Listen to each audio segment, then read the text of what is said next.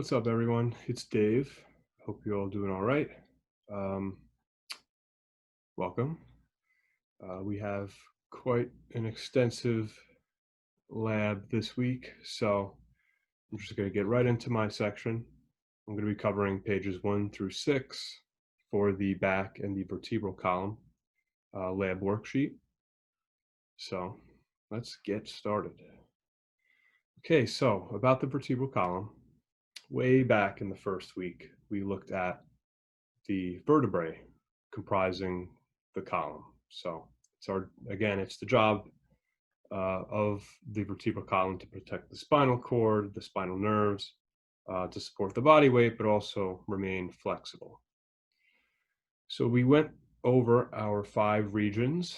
Our cervical up top, we have 7 of those. Our thoracic vertebrae, 12 of those. Our lumbar, 5 of those, and then we have our sacrum, 5 fused vertebrae, and then our coccyx, we have 4 fused vertebrae for that one. And then, as always, keep in mind the natural curves in each section. Now let's get into it. So another reminder for what we had gone over previously, the root of the spinal nerves that come out of the sides of the vertebrae, right? We had looked at the intervertebral foramen. Right here, we can see the spinal nerves coming out from them. So we give names to each section of spinal cord. And so the nerves that come out of each section are named for the vertebrae that are above it. Okay, so our example here is looking at the 12th thoracic vertebrae.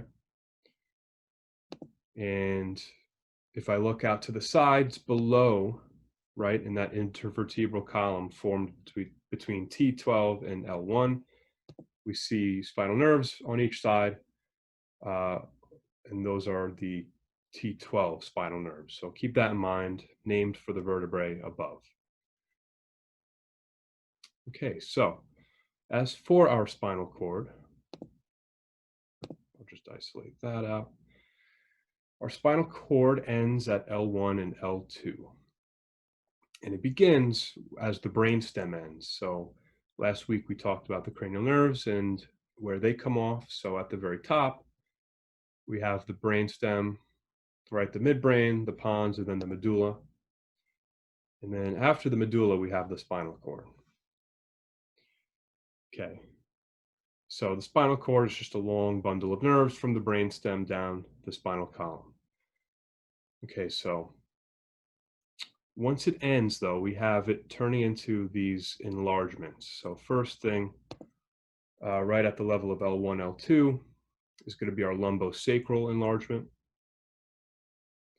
And then at the very end, we have our conus medullaris. Okay. And so this is the distal end of the spinal cord. Okay, so now, looking even further than that, we have these long strands of nerves going down, and this is going to be our cauda equina. I don't think you can search for it on the program, but everything from the conus medullaris down to the end, where we have these coccygeal nerves, this could be our cauda equina. Okay, so let me go into the next thing.